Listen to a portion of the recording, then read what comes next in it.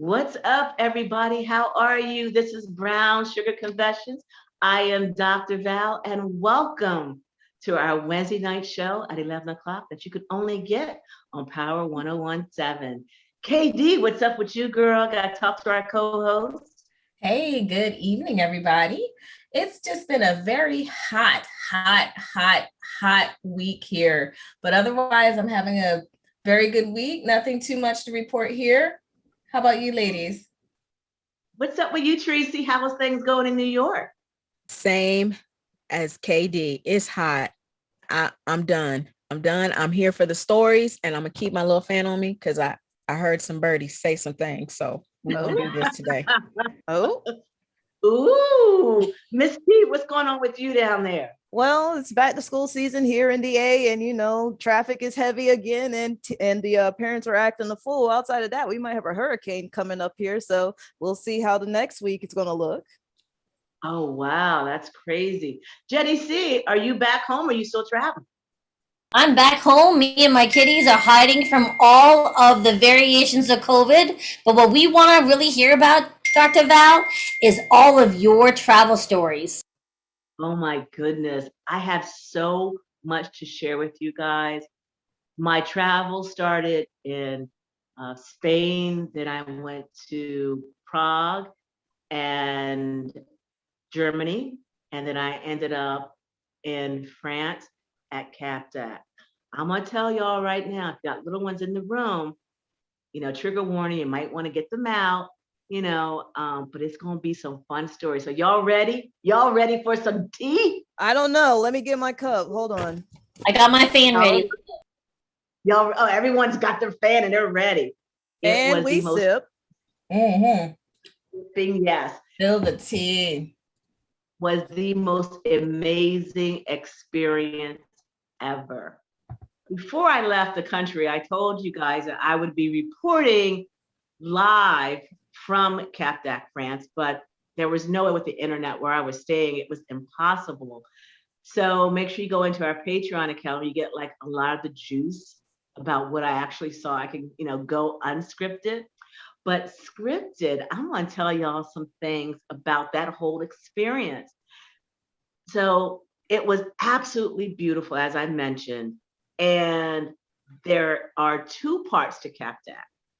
One, it's a naturalist village, town, actually, which means that there are grandmas and babies and kids and parents that are all nude, walking around. Babies in strollers, 2-year-old toddlers, teenagers, grandma, grandpa, buck naked in the grocery store. You're shopping for some bread, some sausages, and there's dad right there next to you with his wonky hanging out. We had to go to stores to try on clothes. There's no dressing rooms. So you just try on your clothes right there. What are you going to dressing room for? You got nothing on but maybe like a bag to carry your money in. So it's like there's like no changing room to these stores I was going in. The fashion was crazy. Could I tell you about the clothes? They were not expensive, but they were very, very sexy fabric. Some of the most amazing shoes I could ever find. I found some beautiful shoes while I was there. Italian made, French made stuff, just gorgeous designer wear, but at the fraction of a cost. So when I tell you guys, when you want to go to CapDac, take an empty suitcase. Don't put anything in other than your own personal makeup, because your fashion that you can get in the States, you cannot get there at that price. Just go to empty suitcase. So enough of that part. Let's get to the meat and potatoes. So you go there and you realize that the beaches are not, I'm going to use the word segregated, for lack of a better word. I can't think of it. So you have your family beach, where all the kids and moms and dads are doing their thing out there, all naked, enjoying life. Then you have your gay beach, where all the gays are out there naked, enjoying life, doing their thing. you have the lifestyle, the swinger beach, where all the lifestylers are getting it in the water, on the beach, and in the dunes. So I have to tell you about the lifestyle beach because I was there looking around and wanting to be a part of the experience by observing. So there was hardly no real estate on the sand. I mean, really, there's no real estate. Everyone is so tight on each other, like blanket to blanket. That's how packed the swinger side of the beach is. And a couple would be laying there, and all of a sudden you start seeing some action going on. A couple will be making out right in front of everybody. And you would see guys just start touching themselves right there on the beach around the couple, then they stop, and then another couple would start up. You would see people in the water where you would see a girl. I think I saw a girl I think it was 4 girls, and there might have been 20 guys around them at one point. And then it looked like there was like 50 or 100 because it was so many guys. And they were down there giving us some oral pleasures, all these guys, all on the beach, away from the kid and family beach, away from the gay beach, just in their own private little bubble of beach. Everything's consensual. These are grown folks doing grown stuff. It was amazing just to watch all of these people just being free and open. You got people selling ice cream and wine and liquors and everything else on the beach. They living life. They living it to the maximum. Ice cream coming around, some couple getting in. There's some ice cream, crepes, some beignets. Can imagine how that's going to work. Be like, hey, babe, can we take a break and go get some beignets? Exactly, right? It was crazy just to see all these people just living their best life, all shapes and sizes. I mean, you had, from the largest of large to the smallest of small, from the darkest skin to the lightest skin, just everyone just being and enjoying each other in an adult consensual way. And so if you go in with an open mind, you will really like the experience. But you have to be open-minded and don't judge people and don't start looking down on people and just accepting the experience for what it is. So I told you about the dunes. I mentioned that in our previous broadcast.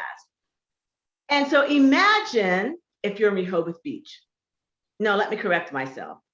Let me say Fenwick or Bethany Beach, because they have a bit more dunes. They don't have a lot there, but they have more dunes. And then there's some seagrass in the dunes. So imagine you and your partner just taking a little stroll from the beach going into the dunes. So my husband and I told him this, come with me. We're walking, beautiful day, the ocean in the back, and we're walking into the dunes. Nice and serene. And all of a sudden, men were just coming out of nowhere. I called them sand zombies because I don't know where they came from. They just came up out of the ground with like flowers on their head. I don't know where they came from, but they came from everywhere. That's the beginning of a horror movie. It was. I'm like, honey, and I was squeezing his hand so tight. I'm like, what in the world? And they're circling me like I'm chum and I'm shark pool. And they're circling me around and around. And Gert is like, are you okay? And I'm squeezing him tighter and tighter. And I'm like, yeah, I'm okay. We'll keep walking. And so we'll walk further and farther, and they're circling more and getting closer and closer. And, there's a couple, maybe 2-3 feet in front of us. They're making out in the sand, and maybe 15, 20 guys are around them in a circle. And they're just having self-pleasure around the couple as they're making out. And I was like, oh my God. I heard of this, but I've never seen it before. That this is legendary kept at. And as Gert and I are walking, the sharks, the sand zombie men are getting closer and closer. And they're all like just stroking themselves. And so one guy actually reached out and touched my chest. And my husband said, hey, everyone back up. You can look at her, but do not touch her. Do not put any hands on her. And one of the guys, and of course they're speaking French, so that's intimidating. I have no idea what they're saying. It's a bunch of men. That's scary in itself, because I said, Gerd, you know what? They kill you. Like, I'm too old to be sold off, but my kidneys are good, my livers are good. If I cut up a sister and sell my body parts, I was like, you need to get me up out of here. And then when I was like, oh, she got Bob Marley hair, because I have dreads, right? She had Bob Marley hair. And I'm like, okay, now I'm ready to go. Because I'm feeling at this point, there were probably close to 40 men around us. It was that many. The sand zombies were coming, literally coming out from, I don't even know where they were coming from. I could not tell, because we were that deep in the sea of men swarming us. And I have my husband's hand, and I'm squeezing it real tight. And I'm like, I want to go now. And of course, we're lost at this point in the dunes, because we've been walking and we don't know like which side is the water, where's the sand. And he's like, just follow me. I'm like, don't let me go. Please don't let me go. He says, I promise you. And we're whispering to each other. So we're walking, and they walk with you. They're circling and walking with you, hoping that you and your partner engage in something so that they can be a part of that scene, because that's what you do. So at one point, as I'm like, don't you guys have day jobs? Like, what do you do for a living? Why are you out? Because I could not get over the fact that at 2:00 in the afternoon, all these men are out here whacking off and don't have any daggone job. So it was crazy. So we get out of the dune, and one and done. Never again. It was too much for me. I did not feel safe. I did not feel comfortable. And for those that do, do you. But at least I went back there and I reported back, hey, I did it for Brown Sugar Confessions. I did the most. We need that on a shirt. We do, right? Did it for Brown Sugar Confessions. Yes. Yeah, because that sounds like the beginning of a very, very terrible zombie movie. Who else was waiting for shark music to come on? Because I was waiting. Right. I was waiting for it to You come giving on. me like anxiety. It is late night, ma'am. I cannot go to bed anxious.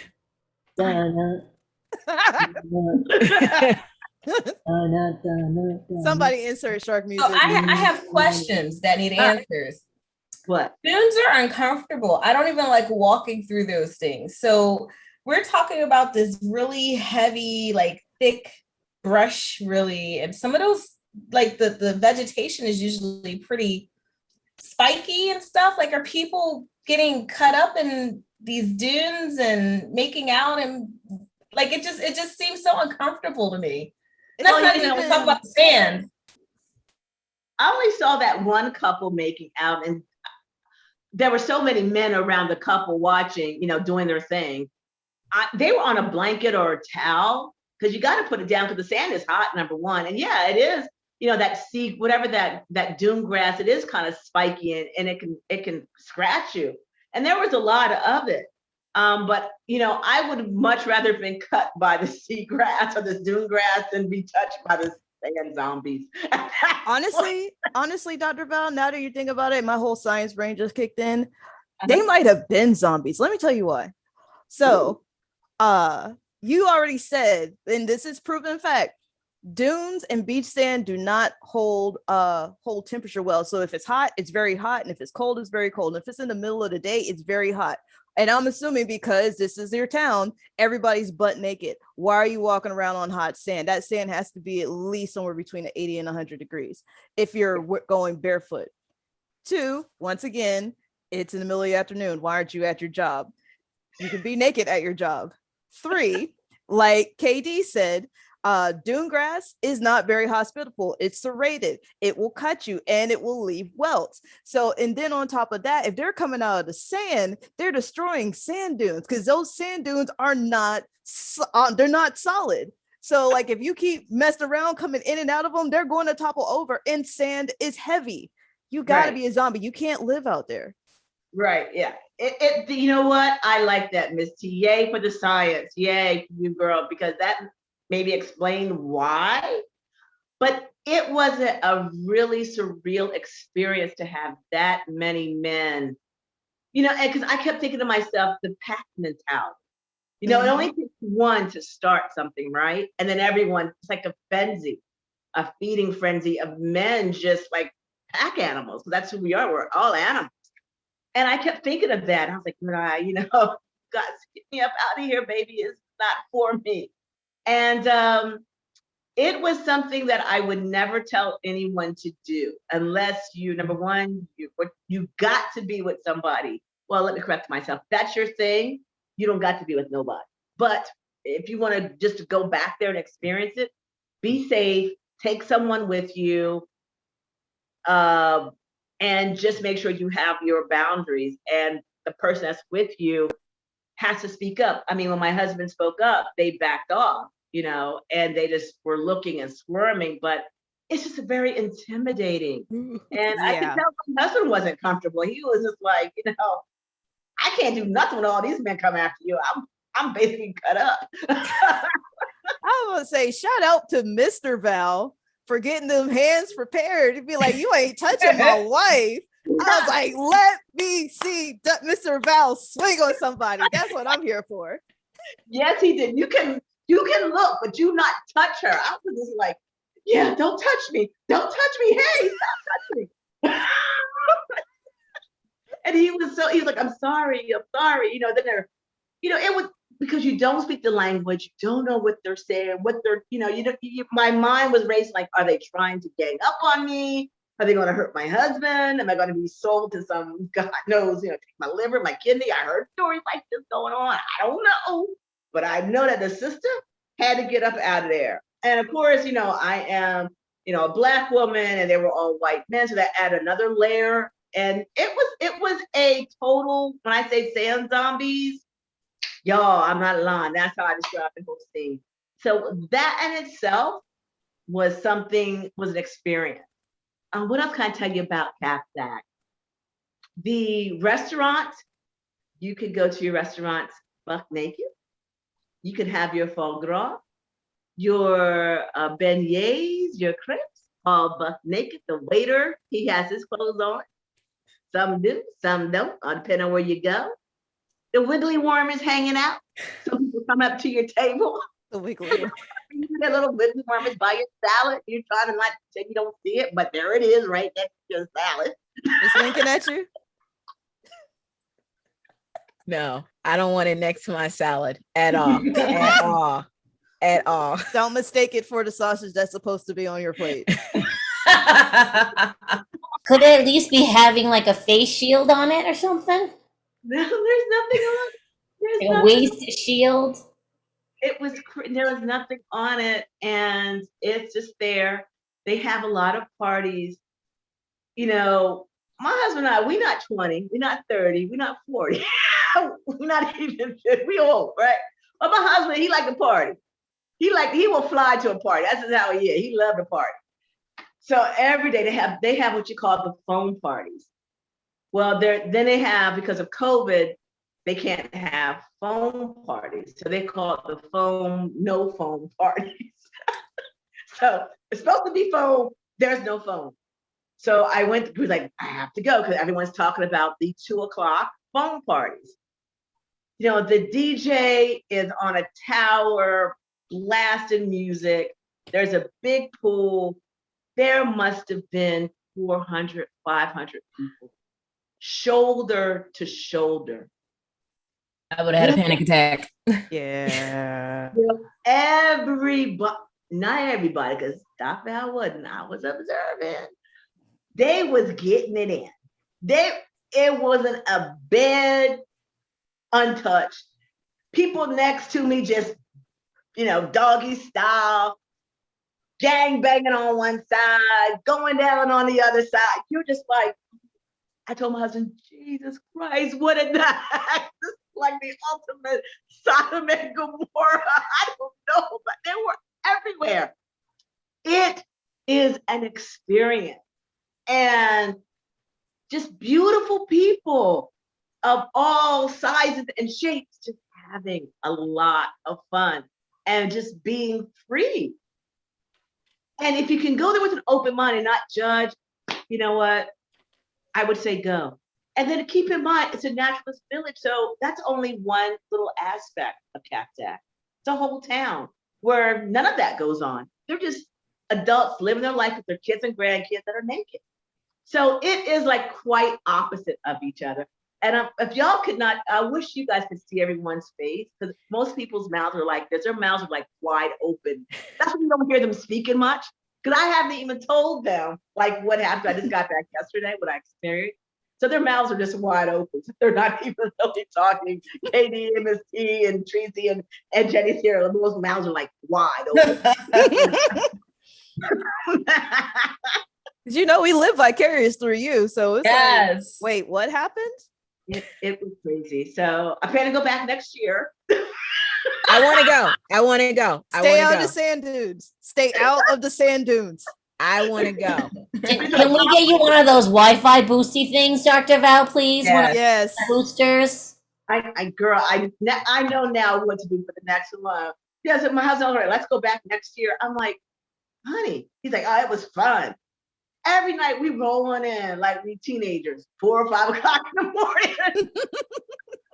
every party, my husband wanted to go attend. Oh, you need a new outfit. I'm not gonna complain about that. Cause they dress you. You dress. I had my hair laid. I had new outfits every night, new shoes, new accessories.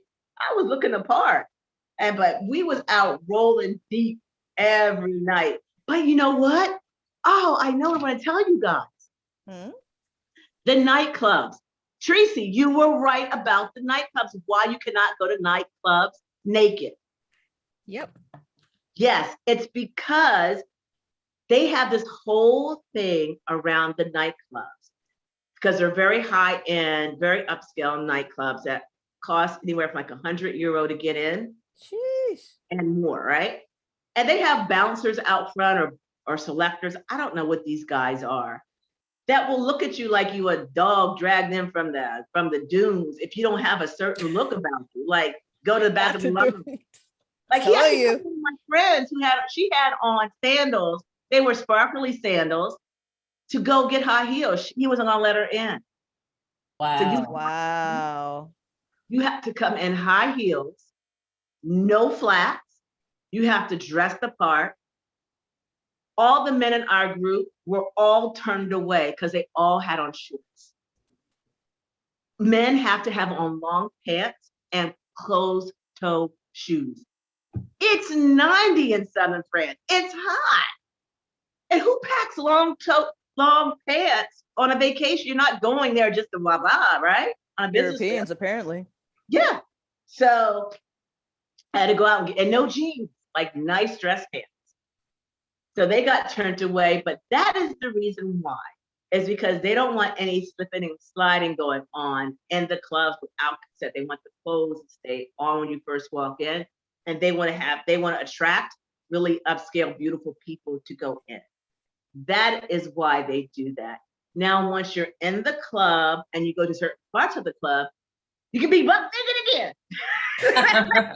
Where are you putting your clothes? You got to dress all the way up. Like, I'm not trusting my clothes just to be hanging around somewhere. Yes. You dress up, you get in there, you dance, get a drink, get those bottles, get those little sparks off the bottle, and then 10 minutes later, you're naked again. Because why not? What are lockers? Are there lockers to put your clothes in? Oh, okay, fair enough. We have lockers and towels. There's cleaning up towels. There's bathrooms. They have, you go downstairs and there's the play areas all set up, and upstairs is a nightclub, and but you got to come in correct or you won't get in. Only in Capdac. This was crazy. I know what all y'all thinking out there in radio land, like, Doc Val, you crazy. But you all gonna get this conversation on one place. We're gonna have it on Power 101.7. Don't you guys go anywhere. I talked a lot about Capdac. We're gonna go right into our next segment. So hang tight. All the other co-hosts, their mouths are wide open. You gotta get some water because they like, what in the heck? Stay right there. We'll be right back. Only on Power 101.7. And we are back to Brown Sugar Confessions. This is Jenny C. I am so excited that you're back from our break. We had an exciting first half of the show. Katie has some interesting thoughts to share. So just yesterday, I went to get my roof done, and I paid my roofer, and we all went and had lunch together, or actually it was dinner, to kind of go over the bill and pay him and all that fun stuff. So somehow we ended up into a conversation about the fact that him and his fiance, they were both there, that they were swingers. And these are a fairly young, at least 10 years younger than I am, a fairly young couple. They were with each other for about 3 years now, and they had recently decided to get married. And their story was really fascinating, especially juxtaposed with the stories that I've heard from Dr. Val now in terms of the swinging lifestyle, because this is a very middle-class family or a middle-class couple.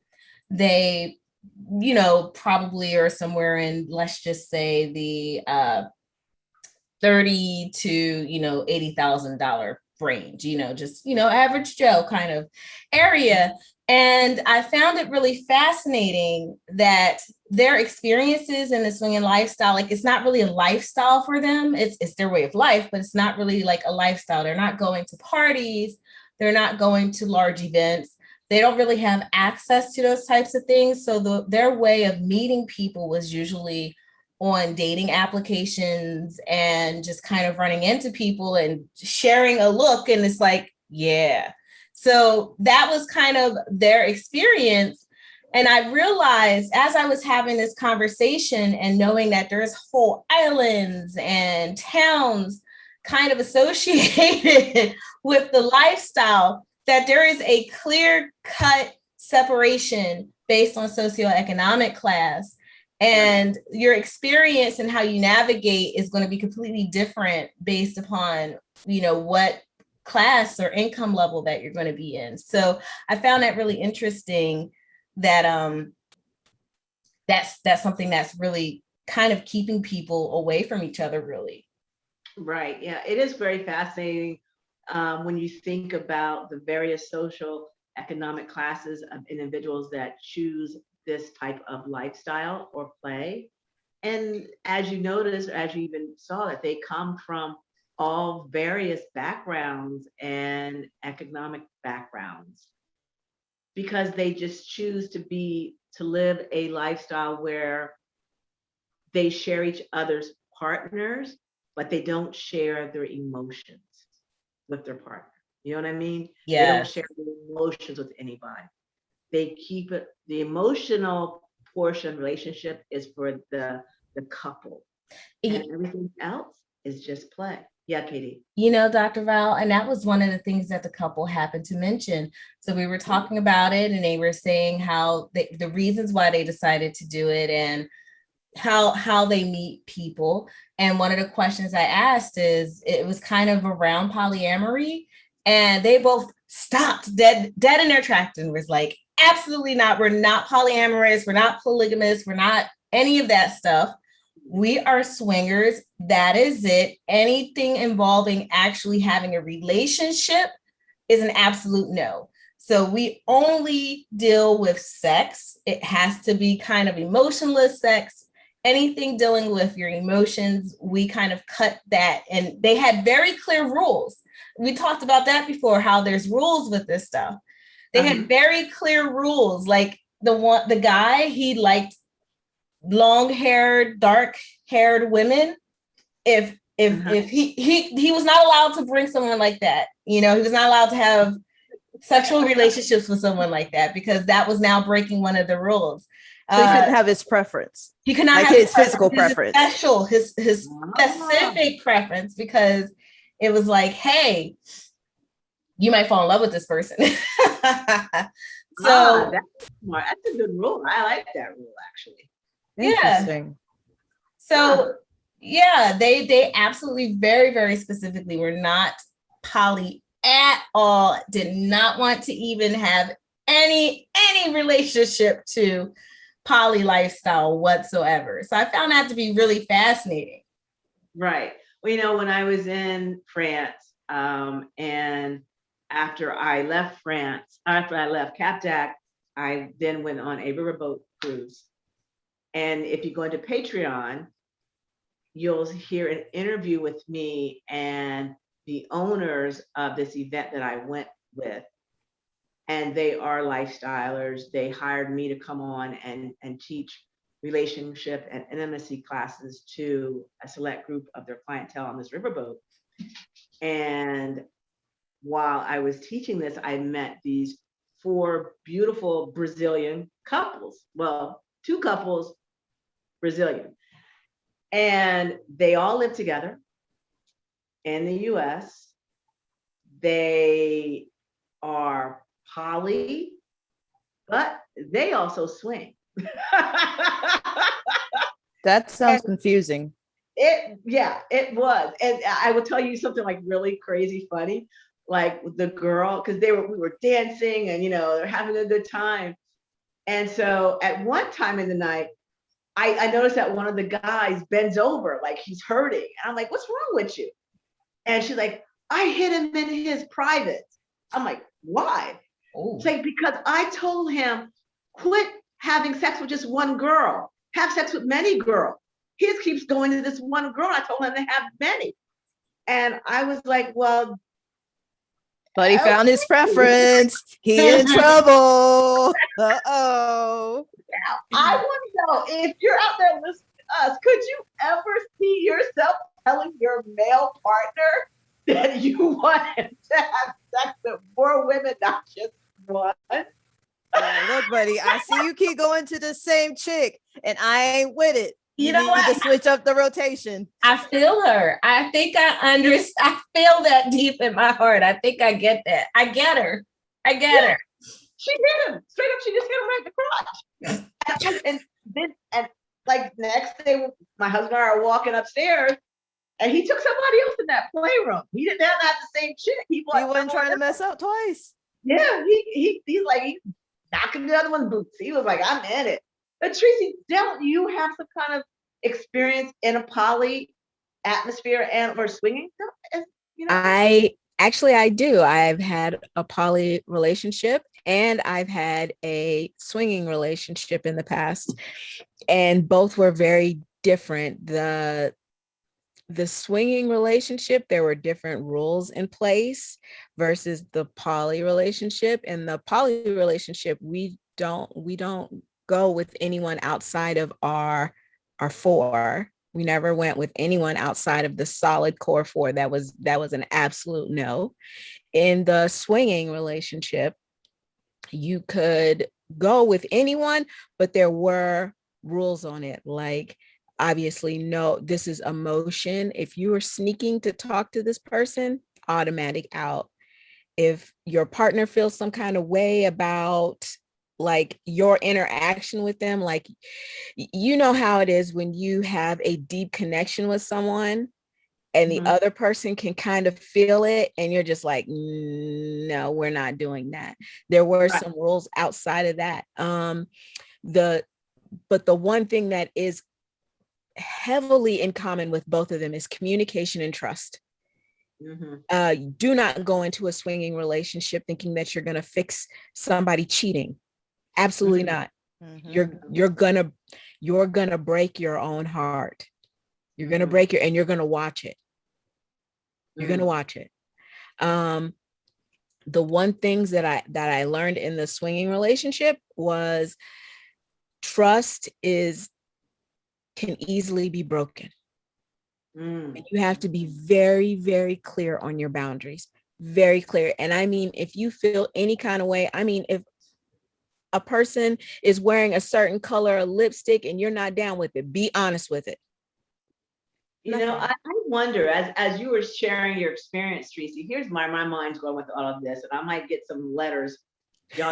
When y'all don't blast me all over the place, but I just have a question. And Jenny C, maybe you can chime in on this one. Like, okay, I was thinking of Muslims, you know, where they have the practice, they can have more than one wife, right?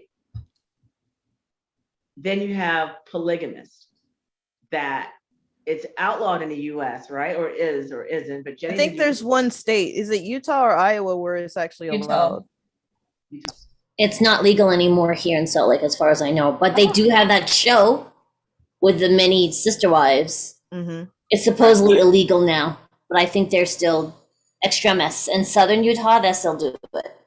But I will tell you, when I was moving here, I was telling my friends, it sounds like a comedy bit for my comedy act, but seriously, I really wanted to have like brother husbands, because we need many different men to fulfill all their needs. Like, you know, like I want a husband that can help me with housework. I want a husband that can fulfill my physical needs. I want a husband to take care of the kids, because even though our kids are grown, they still need so much care. They just get different and more abstract and more expensive, i.e. college. Right? I want a husband just to do self-care, like self-care for me, just me, and then another one for all the pet care, because I got 11 cats and 2 dogs. We all do that normally as women. I don't know if that's healthy. I don't think it's healthy, but we multitask and do everything already. But my husband, he always says, if I travel, he can't do everything that I do. Right. He's not capable. He can't do it, but I can do it. Mm-hmm. So I really want to instigate that, like husband, brother husbands. There's a country, I think 1 or 2 countries in Africa where polyandry is actually a thing. Yeah, it is. Yeah, that is. In case for those who don't know, polyandry is like one wife with multiple husbands. It's the reverse of polygamy. I would like to apply for citizenship there, and no joke, like seriously. I can't remember the country, but I'm gonna have to look it up. Hopefully, if I can't figure it out by the end of the show, I'll do it for a Patreon. Somebody Google it real quick and send Jenny C that application so she can go to that country. I mean, my husband's not going to be happy about it, so I guess that breaks all those rules. But Jenny, you and I are both going to go. We'll talk. We'll figure out a way to talk them into it. Mm-hmm. Yeah, just be clear. One of them will be bisexual, so that he can pleasure everybody else when I don't feel like it. That's the one that's going to be like the Oh, you made me tickle. But I do have a quick question based on the polygamy and swinging question. So I was on Instagram a couple days ago, and I saw that there was this one radio show who had interviewed Nick Cannon. You know, Nick Cannon has a lot of kids by different women, and I guess a lot of people have been getting on him about like, why do you have so many baby mamas, this, that, and the other? And, you know, this is kind of a thing that you see in at least the American community, particularly the Black American community, where you might have one guy who has multiple baby mamas and a lot of children. But he was saying that we are not meant to be monogamous. And then on top of that, how monogamy from a Eurocentric standpoint was about property ownership. Women were property. You gave your daughter to the nearest next family in order to build stronger clans or for property. Give me your daughter and I'll give you like 100 horses or something like that. Right. And so what he was saying is none of these women are his property, but he is giving a part of himself if they agree. Does that make sense? Giving a lot of himself. Yeah, a lot of himself. Clearly. Let's say if anybody's lineage will survive, it will be Nick Cannon's. But also part of me is like, what kind of Mac is he spitting to get all these ladies knocked up? Like I'm assuming they know what's up, and they're like, yeah, I'm down with it. Like, does he have like an end of the world bunker that we don't know about? And they're like, you know what, I'm in. Like, I have questions. Well, is it because it's Nick Cannon and there's, I mean, okay, Mariah Carey's ex, I mean, that whole star is why women are saying yes to him? Is it the financial reward? Because I'm like you, Miss T. I would assume he's taking care of those women and the kids. I mean, he had like multiple women pregnant at the same time this year, right? Yeah, I thought it Go was to like the 5. did he Five. go to that village too, and all of this just happened there? Like, what happened? It's I think it's I don't think it's crazy. I think it's interesting, you know, that I wonder do all women know about each You know what's funny? I put in Nick Cannon, and the first thing that popped up was Nick Cannon kids. other? Wow. But I have to ask, how come they're not asking why Future doesn't stop having? Ooh, Ooh. Lord, please. If you're gonna get on Nick Cannon, let's get on Future. Let's talk about all of it. But for me, I personally think that if you're not putting in child support toward his kids, it's not any of your business. Honestly, the way they were talking to me, it sounded like he had 50 kids. He only got 7. That's Yeah. not that many. And I'm about to say, my dad was 1 of 13. That's not bad. and So Nick Cannon has 7 kids. Mm-hmm. That's what I'm And looking at right 5 here. 7 and 5 kids. were born this year from different women. Yeah, I think so. Because he has twins from Mariah, Yeah. right? yes, Okay. Tracy, that- you bring up a very interesting point, because the one thing that every single person has pointed out about Nick Cannon is that he, if nothing else, he is there for the maternity shoot.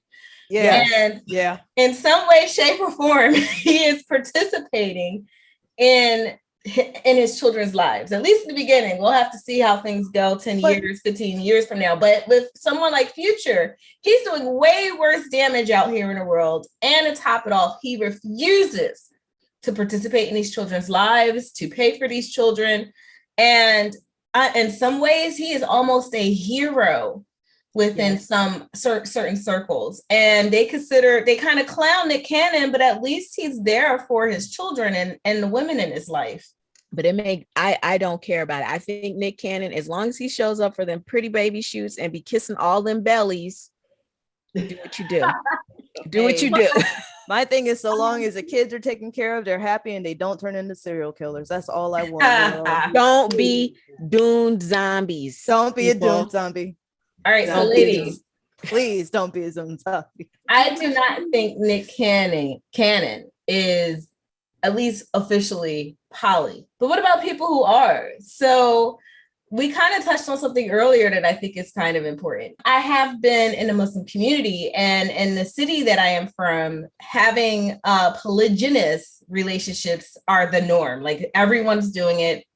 They're going in and out, so much so that it's like, I don't even understand why y'all are calling it anything, because you'll have, it'll be 4 wives today, and then 2 wives drop out, and there's 2 more, and then next week there's another person. Like, they're constantly kind of having a rotation, but to each their own.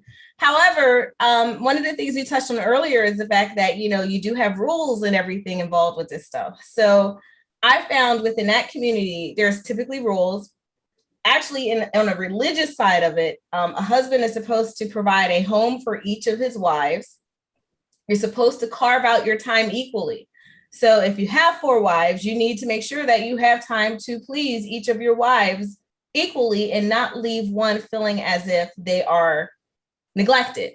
If you're neglecting someone, you're not fulfilling your husbandly duties. And you're also supposed to, provide food, shelter, that is equal for each. You can't have one person living in a mansion and then the other 3 living in terrible situations. The shack.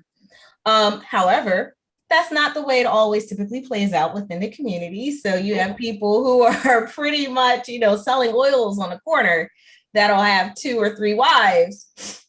And, they may be on, public assistance or something like that. So it can get really interesting seeing poly relationships within certain communities, especially the Black Muslim community in the city of Philadelphia. But any of you guys have any other experiences with like official poly relationships? Are they carving out time equally? I had, when I first moved into Atlanta, I was renting a room in a house, and there were myself and maybe four other people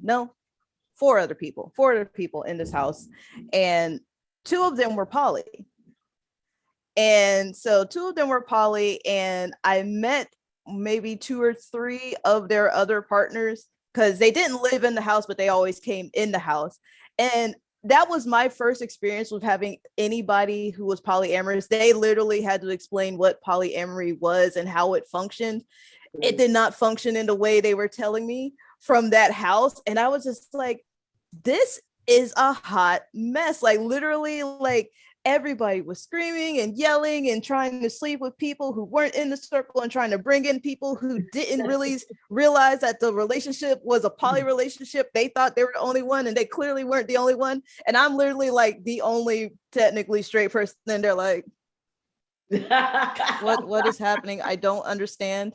But I have moved out of the house since, but I do have friends who are in polyamorous relationships, and just watching from their relationships, I'm like, okay, polyamory makes a little more sense now, especially because the biggest thing they say is that you have to have communication with all of your partners. Everyone knows who everyone is. So if a new person comes in, everybody knows about it. That new person has to meet everybody. Like they would like segment time for week dates with everybody besides the date with one person, or holiday trips or holiday meetings. It's a very interesting process from somebody who is not polyamorous to see, and a little bit hard to understand if people are dysfunctional, if that makes sense. Right, exactly. You know, I tell my husband all the time, you know, I can't be a swinger, a lifestyle, because I get too emotionally attached, and he knows that about me. I said, but I could do poly. And we were approached maybe 3 or 4 years ago by a lady, and she wanted to join a poly relationship with me and my husband. And Gerda was like, oh yeah, we should talk about that. I think we could talk about that. And I looked at him, I'm like, I'm talking about two guys and me. I'm not talking about two women. Yes. The tables turn. Join me, Val. Yes. Jenny C, he was like, hell to the no. It ain't gonna happen. It was instant. But he was all about me and the girl. Homegirl, he was like, I could see that, and I will take good care, and we could do this. I'm like, I don't want, but that guy over there, can we? Brother husbands, all the way. Oh, brother husbands. Yes, Jenny C. Maybe we could be poly, Jenny C. It's been an eye opener for me, and I know that many of y'all have had y'all mouths wide open. We talked about back at the beginning, and Miss T is traumatized back there. Listen, I am going to just drink my tea. I'm going to take my melatonin, and we're just going to forget what just happened until the replay. And we learned a lot about poly relationships. And as I said earlier, seriously, send us an email. We don't have time tonight because we're running out of time. There was so much we want to get out.